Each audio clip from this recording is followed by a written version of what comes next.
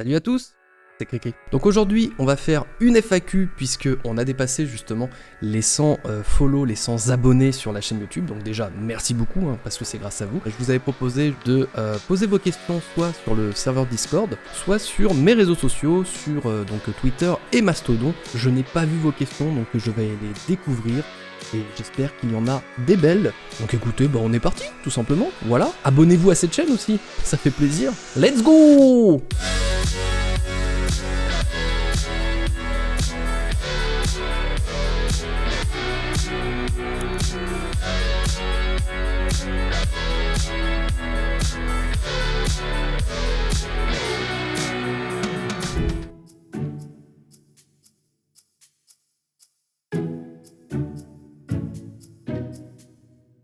Bon, là, on est clairement sur justement une ref d'il y a longtemps, je pense que ça doit même dater peut-être de 2019, et ça date même d'avant, parce que c'était un délire qu'on avait avec Bobby quand on était justement à Platy+.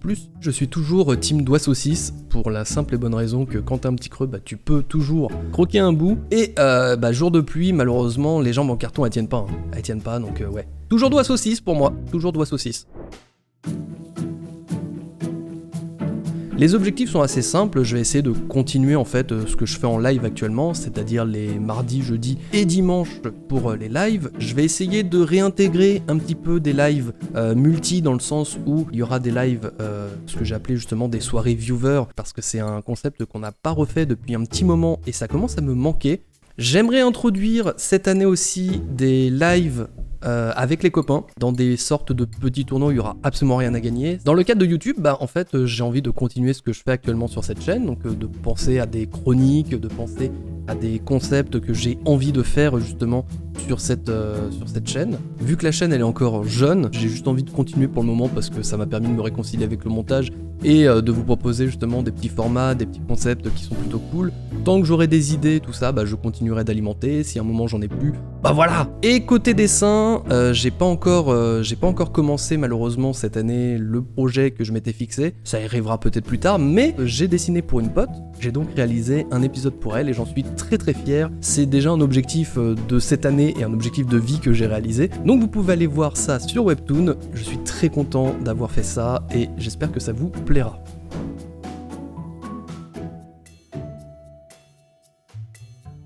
Alors ça va être dur à estimer parce que du coup il y a une partie qui commence un peu avant que je commence à monter, vu que déjà j'essaye de trier un petit peu les clips, histoire d'en avoir entre 50 et 75 à mettre sur mon banc de montage. Donc dedans je fais un premier tri, le temps de tout regarder, tout ça, de commencer à sélectionner. Je pense que déjà on doit être aux alentours de 1 à 3 heures juste pour la sélection. Après, vu que du coup j'ai un petit peu tous les clips en tête, je pense que pour le montage et créer donc l'ours, le montage un peu grossier, ça doit prendre 2 heures. Derrière du coup, je vais affiner un peu ce que j'ai fait en essayant de mieux travailler les enchaînements, donc les transitions entre un clip à un autre, peut-être rajouter du son par certains endroits, tout ça.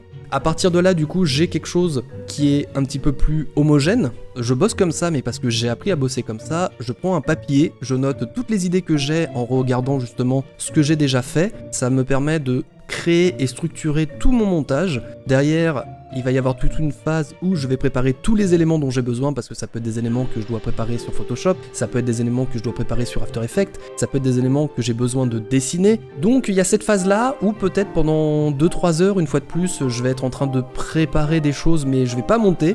Et après, il y a la phase justement d'insertion de tous ces éléments et toute cette phase de détail qui va me prendre un temps infini pour un best-of qui va durer entre 5 et 7 minutes. Je pense que cette phase-là, ça doit bien prendre 6-7 heures. Et après ça, je m'occupe des dernières choses, c'est-à-dire si j'ai rajouté du son, je vais mettre à jour justement mon docu avec tout ce qui est crédit son, des crédits Tipeee, etc. Et je fais l'outro, et puis voilà. Donc je pense que sur un montage de best-of, je dirais 2 à 3 jours vraiment complets de montage. Parce que je commence le lundi et en général il est fini le vendredi après-midi. Je dirais 3 jours du coup. C'était un petit peu long, mais 3 jours. Alors c'est rigolo parce que j'aurais tourné cette FAQ genre 2 à 3 semaines plus tôt, j'aurais pu te donner plein de séries sur lesquelles j'étais, parce que là je me suis fait un enchaînement où je me suis refait Breaking Bad, série que j'adore toujours même si le perso principal me cringe de fou. J'ai découvert Better Call Saul, je me suis fait la dernière saison enfin de Brooklyn Nine-Nine, une série que j'adore, si vous ne connaissez pas, allez voir ça, c'est vraiment trop bon. J'ai attaqué Wednesday, que j'ai beaucoup apprécié, et j'ai découvert grâce à Poussin, La Voix du Tablier, une série comique que j'ai beaucoup apprécié. J'ai été très étonné parce que je regarde plus trop d'animés en ce moment, et ça m'a fait du bien. C'est des épisodes très courts, parfois presque trop courts, et c'est toujours un délire de fou. Mais là en ce moment, j'attends tous les lundis soirs pour avoir pour regarder mon nouvel épisode de The Last of Us. Mais à part ça, j'ai plus rien. Donc du coup, n'hésitez pas à me conseiller des trucs, je serai ravi de découvrir des choses qui vous ont plu, et peut-être que j'apprécierai aussi, tout simplement.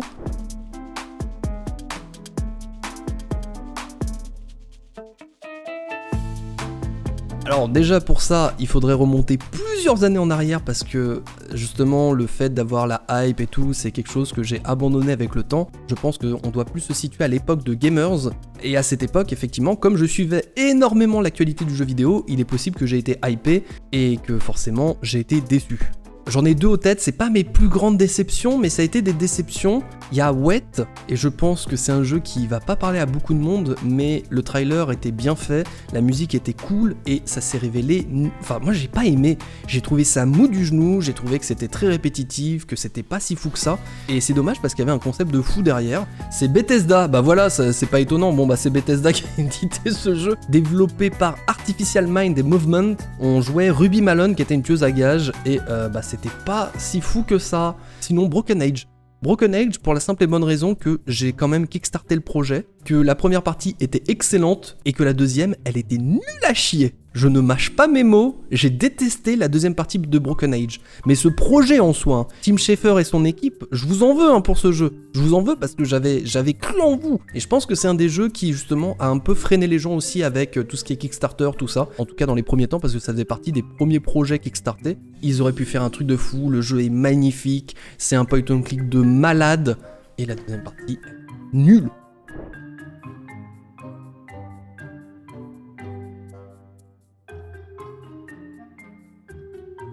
C'est chaud parce que là c'est forcément des trucs qu'on a fait en live.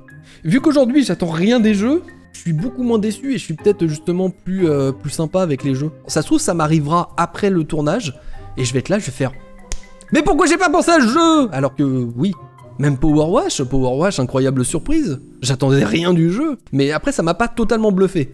Obra Dinn, je pense que Obra Dinn est certainement un des trucs qui m'a le plus bluffé parce que c'est une façon de raconter une histoire qui est que j'avais jamais vue ailleurs dans un autre jeu vidéo. Ouais, les jeux de Lucas Pope, que ce soit justement Papers, Please ou Obra Dinn, je pense que ces jeux m'ont bluffé, j'en attendais pas grand chose, j'ai été bluffé par la manière de raconter une histoire et même de te proposer un gameplay original. Visuellement tout ça, c'est pas des AAA, mais bordel, on se prend une claque de fou avec ces deux jeux.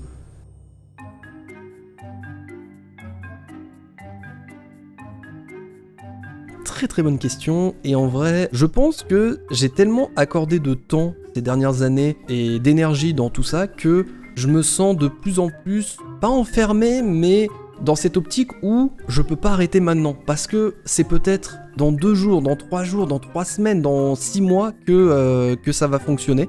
Et la deuxième chose, c'est qu'en fait, aujourd'hui, je me vois pas faire autre chose, en fait. Ça fait des années que je fais ça, que je crée dans plein de domaines différents. Alors certes, il y a eu des entreprises, tout ça à côté. Je pourrais très certainement le faire pour d'autres personnes, mais actuellement, je le fais pour moi parce que j'ai pas eu de cette occasion de le faire pour quelqu'un d'autre. Je pense que c'est ça, c'est que je suis capable de faire que ça aujourd'hui, et parce que je kiffe de fou tout ce que je fais. L'avantage que j'ai en plus, c'est que comme je suis sur 3 domaines différents, le stream, les vidéos sur YouTube et l'illustration, le dessin, la BD, ça change. Par exemple, en 2019-2020, je pense que j'ai accordé beaucoup de temps à Twitch. En 2020-2021, enfin 2021-2000 et ça a débordé sur 2022, j'ai accordé beaucoup d'importance à ma BD, et que là, depuis que j'ai créé cette chaîne YouTube, j'accorde beaucoup d'importance à YouTube. Et peut-être que l'année prochaine, ça sera de nouveau, voilà, ça va passer de nouveau peut-être à la BD, peut-être au stream, on verra. Les objectifs, les plateformes changent, mais la création, elle, reste. C'est beau comme phrase. Je pense que c'est une bonne façon de conclure cette question. La création reste, et je pense que c'est ce qui me motive, c'est que tant que j'ai des idées, je continuerai, tout simplement. Et puis pour le reste, on verra bien.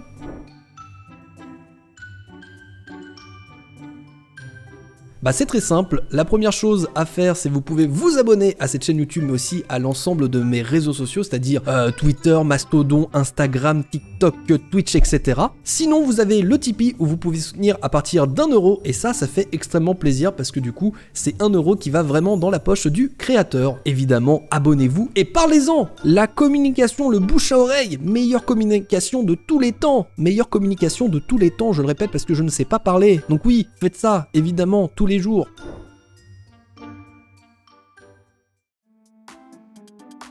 Globalement, j'aime beaucoup les chaînes de vulgarisation, ça c'est un fait. Je regarde énormément de replays de Twitch sur YouTube, tout simplement parce que je n'ai pas le temps de regarder ça sur Twitch. Après, du très classique, dans les gros youtubeurs, je peux te citer, voilà, là, juste comme ça, quand je regarde mes abonnements, je vois du Squeezie. Là, dernièrement, j'ai vu du Ben Never, d'ailleurs, très bon podcast sur le rapport au corps, vieillir et la sexualité. Je vois du Grand JD, je vois du Antoine Daniel, du Zerator, du Amixem, du Mr. Fox, beaucoup de francophones. Il y a quand même quelques chaînes anglophones que je suis, mais qui sont beaucoup plus liées, je pense, aux jeux vidéo, parce que je regarde aussi beaucoup de contenu, de chroniques autour du jeu vidéo, du game design et tout ça. Et sur Twitch, je regarde déjà les copains, et très souvent, sinon, quand ce sont des chaînes de gros streamers, streameuses, il y a du Little Big Whale quand elle joue à PUBG, je pense qu'il y a du Domingo quand il fait son émission Popcorn, je pense qu'il doit y avoir les événements de Zerator, Wankill aussi beaucoup de Wankill, j'aime beaucoup Wankill, je suis très fan de l'Inquiétaire Acide. Grâce à Wankill, je fais beaucoup moins d'insomnie parce que j'écoute tout en boucle leur VOD sur YouTube. Ah, c'est honteux, mais en vrai, ils m'aident à dormir, donc merci Link, merci Terracide pour ça.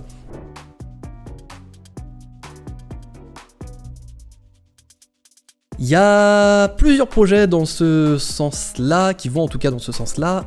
Il y a un projet BD que j'aurais aimé faire avec Super Crystal, qui est un de mes premiers personnages que j'ai dessiné. Sauf que, avec mes problèmes de santé récents, et puis le fait que désormais ça fait 10 ans que j'essaie de le faire, je pense que ce projet est de plus en plus irréalisable, à moins que peut-être un jour je le fasse, mais ce soit pas moi qui soit au dessin. L'autre projet que j'ai, c'est plus lié à tout ce que je fais aujourd'hui, ce serait de faire un peu quelque chose comme a fait Amixem, c'est-à-dire d'avoir une structure dans laquelle justement il y ait les gens qui bossent déjà avec moi et qui me permettent de gagner du temps dans ma vie, d'avoir moins de montage à faire et de me concentrer vraiment sur la création de contenu. Sauf que je suis encore loin de pouvoir m'engager moi-même et gagner ma vie, donc ça aussi, je pense que ce sera irréalisable, mais ça reste un projet que je garde en tête au cas où si un jour, voilà, ça perce tout simplement.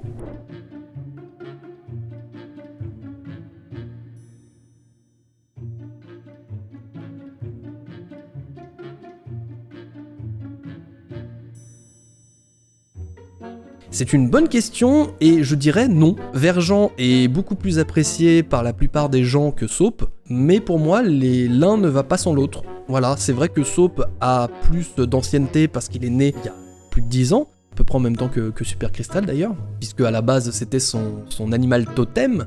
Mais il est toujours présent en fait, il est présent dans les alertes, il est présent dans les emotes, les deux vont ensemble.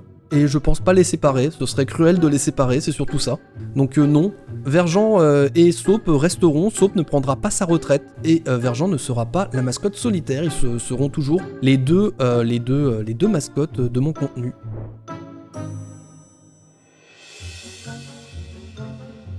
Waouh, j'en sais absolument rien, j'ai jamais réfléchi à ça. Je pense que l'auteur qui m'a le plus inspiré dans l'ensemble de ma vie, c'est un auteur de manga qui s'appelle Tsukasa Ojo, qui est l'auteur notamment de City Hunter et de Angel Heart, Rumiko Takahashi, qui m'a énormément inspiré. Et sinon, dans le côté plus proche de moi, je pense que Moren m'inspire un petit peu tous les jours. Je trouve que son parcours est admirable, je trouve qu'elle a eu une progression de fou.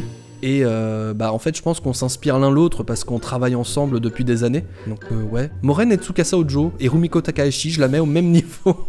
Ça va lui foutre une pression de fou. Mais ouais, allez voir ce que fait Moren, c'est trop cool.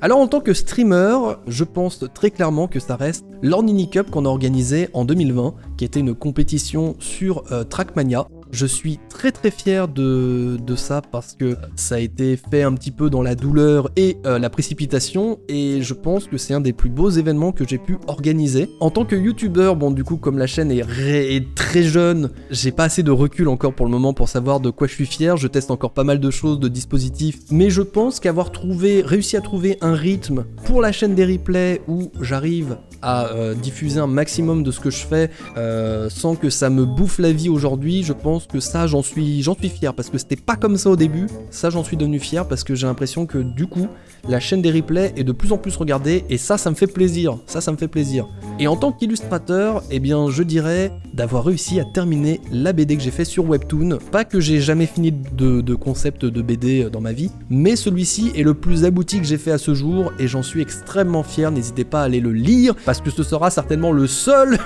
qui sera aussi abouti dans ma vie.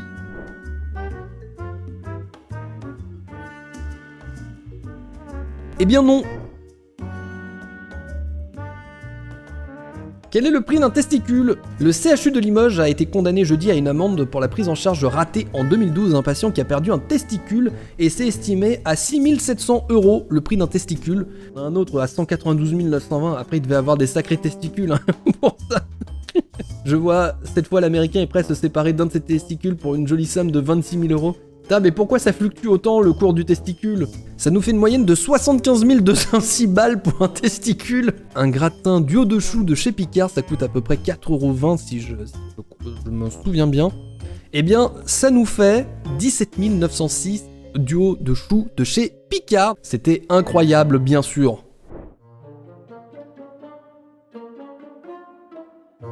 Alors au risque de vous décevoir, l'ornithorynque n'est pas mon animal préféré. L'ornithorynque est le symbole, l'emblème, l'animal totem de mon contenu, mais j'ai un autre animal préféré, et ce depuis des années, c'est le panda. Et plus exactement, les petits pandarous, parce que c'est quand même beaucoup trop choupi. Mais l'ornithorynque est un très bon animal, hein, bien sûr. Animal incroyable, et si vous ne connaissez pas toutes les caractéristiques justement d'un ornithorynque, j'ai fait un thread Twitter et une vidéo sur TikTok qui résume un petit peu toutes les folies de la nature concernant l'ornithorynque, donc n'hésitez pas à voir ça, je vous mettrai ça en description si jamais ça vous intéresse.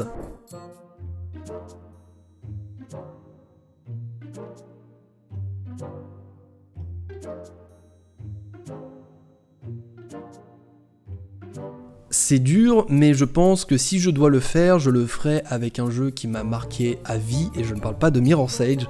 Mirror's Edge c'est très cool, mais je pense que de toute façon, dans n'importe quelle timeline, ce jeu sera un de mes jeux préférés au monde. Non, je préférerais un jeu à histoire, un jeu qui m'a fait passer par plein d'émotions différentes, un jeu qui m'a fait découvrir l'épique, qui m'a fait découvrir vraiment le space opéra. Je parle évidemment de Mass Effect. J'ai pris des décisions à l'époque qui allaient contre ma volonté, mais qui dans le RP que j'avais développé de mon personnage était logique, et je m'en suis tellement voulu, et je peux pas le dire parce que je risque de spoiler. Et est-ce que ça sera différent qu'à l'époque? Peut-être, ça dépendra de ce que je m'impose dans le RP de mon personnage.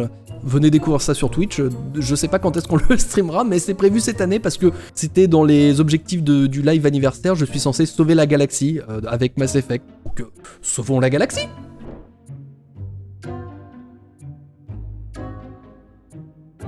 C'est évidemment l'expérience de toutes ces années qui a fait que je sais que j'ai besoin d'un cadre de fou, ce qui est complètement contradictoire avec le chaos, mais oui, dites-vous que c'est un chaos organisé. Si je n'ai pas un cadre dans lequel, justement, tout est bien indiqué pour moi, je pense que jamais j'aurais rien fait de ma vie. Une semaine typique, dedans, il y a les commissions que je fais pour mes clients, les lives que je fais sur Twitch, une vidéo que je fais toutes les semaines pour cette chaîne YouTube actuellement, et je fais aussi tous les replays pour la chaîne secondaire. À côté de ça, je fais aussi, justement, du contenu pour Instagram, TikTok, et parfois, quand j'ai du temps, je dessine soit pour moi, soit pour moi. Et donc, à un moment, si t'es pas organisé un minimum, bah c'est le bordel. Tout est extrêmement organisé dans mes journées, et ça me permet justement de pouvoir vous proposer tout ça. Donc oui, autant de chaos, ça se fait uniquement parce que c'est organisé. Comment je fais? Je sais pas. C'est à force d'avoir créé des habitudes et parce que je me suis rendu compte que ça correspondait plus à mon style de vie. Aujourd'hui, je pense que je suis arrivé à un équilibre où, entre les lives et tout ce que je fais à côté, je suis pas trop fatigué dans la semaine et ça me permet de pouvoir créer beaucoup. J'ai tenté de faire ce qui correspondait à mon ressenti ressenti et à surtout mon énergie actuelle.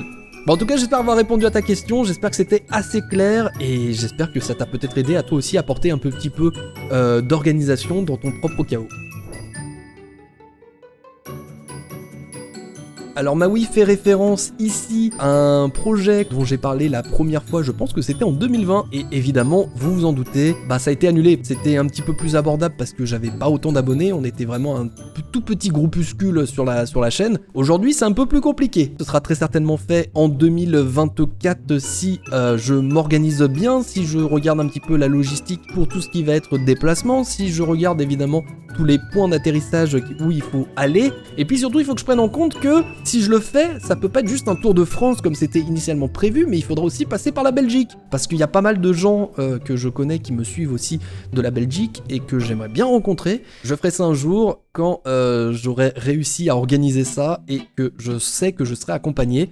Évidemment, Picard, je sais que je fais le forceur, mais à un moment, il va falloir, venez me soutenir. Faites-moi faire le tour des abonnés, s'il vous plaît. Oh, ce forceur de fou.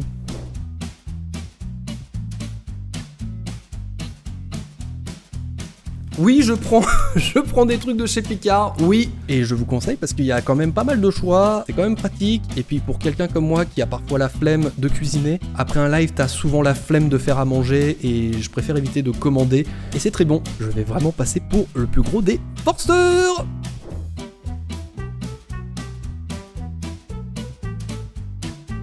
C'est rigolo parce qu'en fait, on me l'a posé hier en live cette question de demander ça faisait quoi d'avoir percé.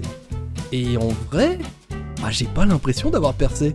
J'ai l'impression d'être toujours le même petit créateur qui fait des conneries dans son coin. Je me considérerais populaire, je pense... Pourquoi ? C'est vrai que c'est une bonne question. Quand est-ce que je me sentirais populaire ?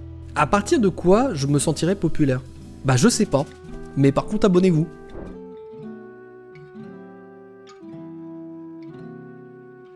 Donc, The Streamer Award, nanana, pour être nominé, tout ça, donc je vois qu'il y a du Best Battle Royale Streamer, Best MMORPG, Valorant, League of Legends, Souls-like, Roleplay, FPS... je crois que je rentre dans aucune des catégories. Il n'y a pas la catégorie meilleur ornithorynque de Twitch. Donc non, malheureusement, la catégorie que je vise, elle n'existe pas actuellement. Peut-être, à l'avenir, ils créeront une catégorie meilleur ornithorynque du streaming, et peut-être que j'aurai une chance d'être nommé dans cette catégorie. Mais peut-être que je ne gagnerai pas, parce qu'il y a plusieurs ornithorynques sur Twitch. Même dans ma propre catégorie, je peux pas gagner, c'est fou. C'était la dernière question, je vous remercie beaucoup d'avoir posé toutes ces questions, il y avait des questions de fou, j'espère que j'y ai bien répondu, ça se trouve que je vais faire le dérochage de tout ça, je vais être en train de me dire que je suis passé à côté de toutes les questions. En tout cas, j'espère que vous avez apprécié. On revient sur des vidéos un peu plus classiques prochainement. Merci à vous d'avoir regardé jusqu'ici. N'hésitez pas à vous abonner. N'hésitez pas, comme je vous le disais dans cette vidéo, à rejoindre le Tipeee. Votre nom apparaît forcément au générique de ces vidéos. C'est un petit geste, mais si vous êtes plein à le faire, moi ça me met bien, et puis du coup je serai beaucoup plus serein pour faire tous ces trucs de création. Je vous remercie et je vous dis à très bientôt. C'était Cricri, des bisous.